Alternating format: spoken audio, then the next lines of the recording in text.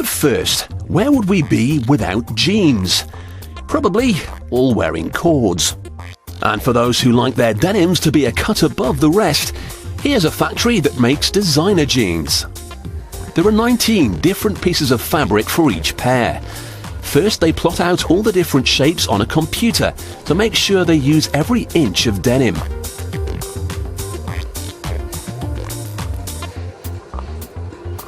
The pattern is printed on a huge sheet of paper for the cutters to snip around.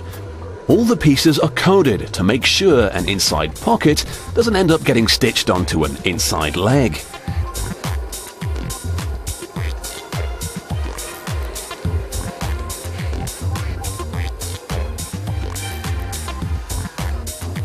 Downstairs, they're piling up the denim ready for the template.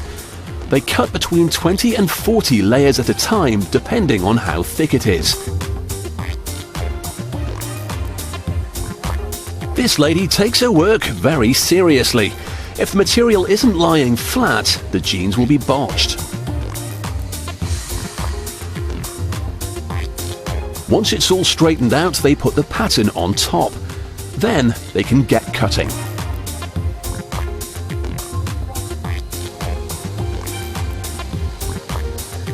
This cutter might look like an extra from Braveheart, but he's actually wearing the glove for a very good reason: to stop him cutting his fingers off with the compass saw.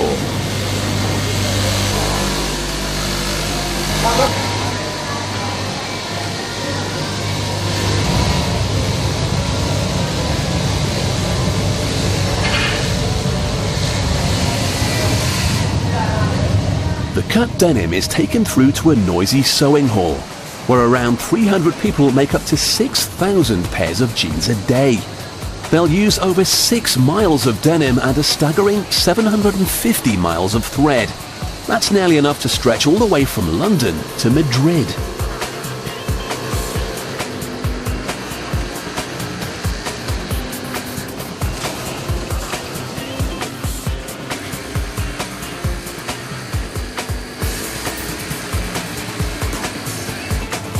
The outer seams on the legs have to be invisible, so they fold both edges over and stitch from the inside.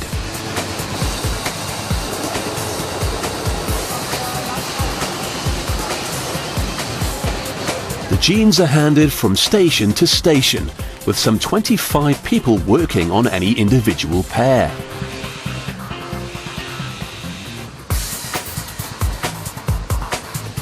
Finally, they add the studs.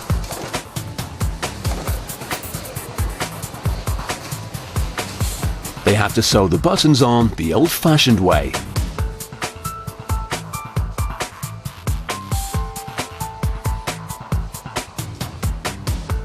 The needlework's complete and is given a once-over from a quality controller.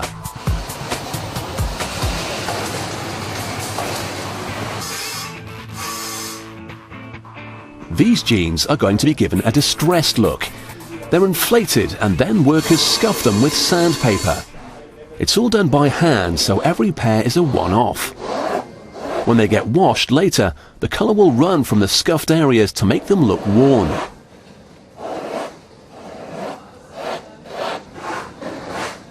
Believe it or not, this is actually the most expensive part of production. It takes quite a while to get the lines in the right place, so they look like natural crease lines.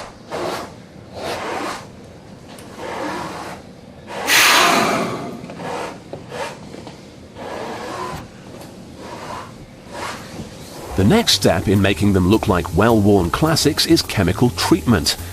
They bleach them with potassium permanganate, which makes the dye fade without damaging the fabric.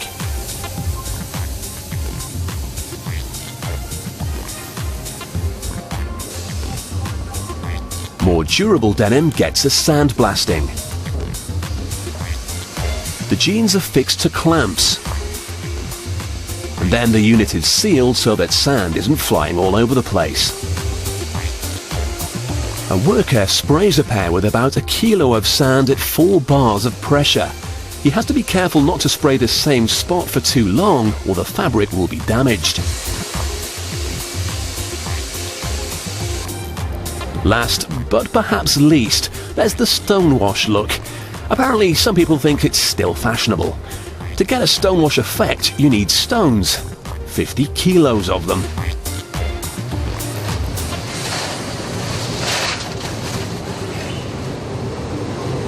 The batch goes through a 2-hour rinse cycle, and the denim takes a pummeling from the stones, removing some of the colour.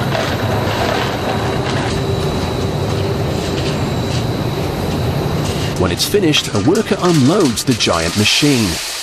The jeans and stones are loaded together into a large trolley. They'll be separated at the next stage.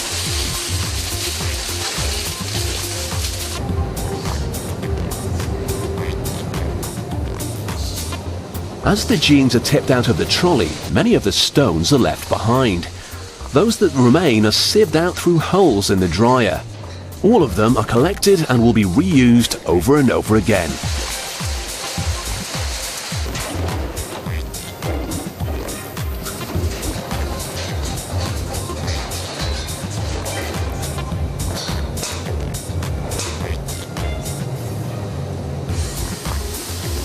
Finally, the jeans get pressed.